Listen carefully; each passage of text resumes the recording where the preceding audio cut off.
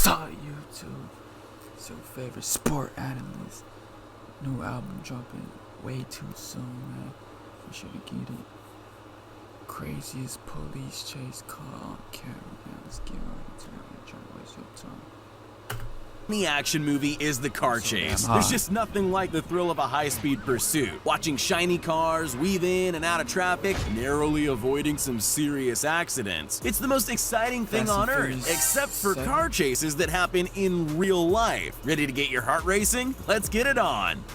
Car chases are as much a part of LA culture as Hollywood is, but these guys combined those things in a way nobody had before. Instead of putting a car chase into the movies, they put the movies into the car chase. They stole a convertible, put the top down like any self-respecting Hollywood producer, and set off on a tour of LA's landmarks while showing off in the process. Can you think of anything more iconically Los Angeles than doing donuts in a stolen Mustang on Hollywood Boulevard? I can't. These guys had a showman in them and wanted to let it out. Eventually, they just decided to stop, but they took a moment, as all great performers do, to take selfies with the fans and pose on their sports cars before calmly handing themselves over to the police. Fortunately for police, the two surrendered without resisting and with no reported injuries. On the list of weirder crimes that police have had to deal with, this one must be pretty high. Police were called out to investigate a domestic disturbance, which is probably quite run-of-the-mill usually, but this time, for some strange reason, a guy dressed in nothing but his underwear decided to steal an ambulance. We'll probably never know why, but he seemed really serious about it. It led to a chase through the streets of Philadelphia that lasted more than an hour. Even the ambulance thief looked like he wanted to give up at one point when he pulled into a parking lot and opened the door, but he decided against it and took off again. He looks like he thinks he's playing bumper cars with police cars, and eventually drives down the street with sparks flying out around him because he's got no tires left, and he still looks like he doesn't want to stop. Finally, police managed to physically drag him out and onto the road, still in just his underwear. It's not a good look. Strip finishes the job.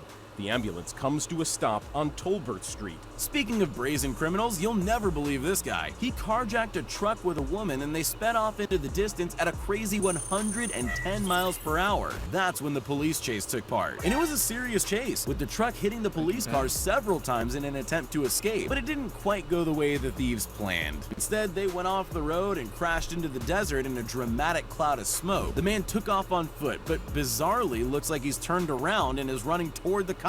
It looks so odd you'd think he must have made a mistake, or that maybe he can't see them, but then you realize what he's doing. He's stealing the police car right out from under their noses. Then he took off again and the chase went on for another 20 minutes before the police finally managed to corner him and get their car back. And on foot, gonna run, he's gonna give up. You see right there, it's a Ventura County Sheriff.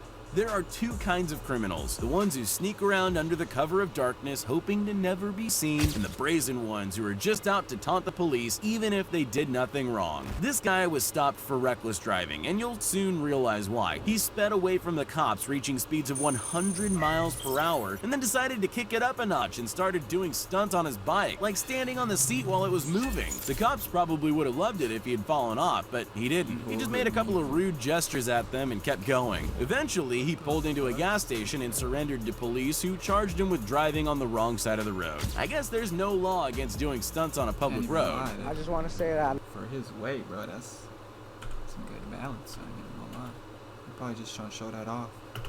Eventually, he pulled into a gas station and surrendered to police, who charged him with driving on the wrong side of the road. I guess there's no law against doing stunts on a public road. I just want to say that I love my family and my two baby girls, and I'm sorry I disappointed them in the middle of all. If we've learned anything from the longboard, it's that you should definitely only choose escape methods that are actually faster than running. That should be obvious, but apparently not. This car thief had a slightly better idea for a great escape, even if it was lucky. After this dangerous high-speed chase through Charlotte, North Carolina, and narrowly missing several other cars, he was brought to a sudden stop when a train crossed his path. Instead of panicking though, he saw an opportunity. After all, the very thing that had gotten in his way was just another form of high-speed transport. So instead of sitting in his stolen car and waiting for the police, who were now gaining on him, he got out and jumped onto the train instead, and it actually worked. He did escape the police. Well, for a moment anyway. They did catch up with him eventually, but still, hey, it was a good idea. All we had to do was supposed to train, CJ. People have gone to great lengths to invent ingenious ways to escape police. So what brilliant escape method do you think you're going to see this guy use in his attempt to escape when his stolen car runs into a dead end? After all, it was a daring high-speed car chase. He must have something amazing up his sleeve, or just a longboard. He doesn't even seem to be able to ride it very well, and he knows it. He only rides it a few feet before deciding it's actually just better to run into oncoming traffic. He definitely would have been faster just running. He doesn't know he's about to run into a hero in a red truck though. Running can't save him from this unidentified Superman though. Who is this masked vigilante? Lou Pizarro from Operation Repo. No, seriously, it actually is. I'm not joking. Bet you didn't see that coming. Well, nobody did. 33-year-old Jesus Zamora was charged with auto theft. Police recovered the skateboard, presumably for evidence, though an officer did play footsie with it. I'll bet there are many GTA fans watching this video, so this one's for you. This van thief led police on a wild chase through the streets of South LA for a heart-stopping 40 minutes. He somehow managed to get out of every corner he found himself in and just kept going, occasionally driving around in circles as is the GTA tradition. Red lights? He doesn't care. He just keeps going at the same speed. 6 crashes with civilian drivers? That's no problem for him, even though he seems to be missing the front of the van. What about crashing head-on into a police car? That would stop anyone, but not this guy. All it did was make him back up a bit before he kept going. Not even driving over several spike strips was enough to stop him. It just slowed him down slightly. Well, almost. He eventually stopped because he had no tires left, but the thing that finally did him in was a slippery sidewalk. That's embarrassing. Him in, so he slips and falls, and that's what did him in. The LAPD able to swarm this guy basically and bring this to an end. Wow. When you think of police chases, they usually happen in a stolen sports car. They're fast and can be easily maneuvered. They're perfect. For some reason, this woman opted to steal a motorhome instead. You don't often see RVs in a car chase for good reason, as she found out when she couldn't turn sharply enough to avoid a tree and took nearly the whole side off the vehicle. At that point, I would give up. The thing isn't worth stealing anymore, but she's obviously not in her right mind. Nobody sane would put their dogs into a stolen RV, but that's what she did.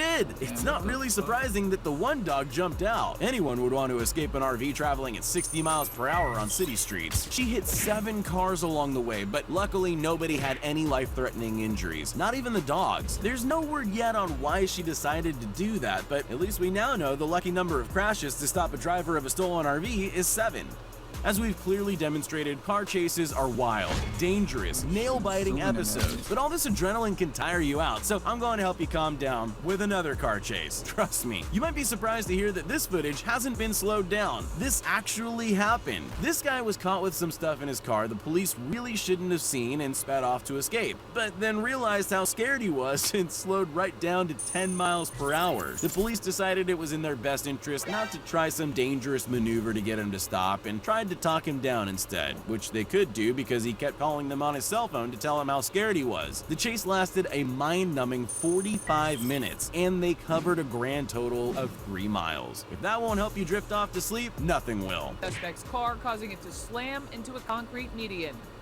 SWAT officers swarmed the suspect. If you're a kid with no experience driving, it's probably not a very good idea to steal a car. This 15-year-old is here to show you why. He took the stupidity up a notch by not just stealing a car, but a bus, and creating a full-blown police chase. Luckily, no children were on the church bus, but a bus being driven by someone who can't really drive would have rightly frightened other drivers. Anyone would be worried if they had to drive near a bus that's swerving all over the road like this one. It looks like he actually manages to hit every single barrier he gets close to. Then, just to kick it up a gear, he speeds across a road into oncoming traffic. Really, with the way he's driving, it looks like he's lucky the bus didn't just tip onto its side. He finally stopped when he drove head-on into a police vehicle. Yeah, that'll do it. And we're able to put him in handcuffs and pull him out.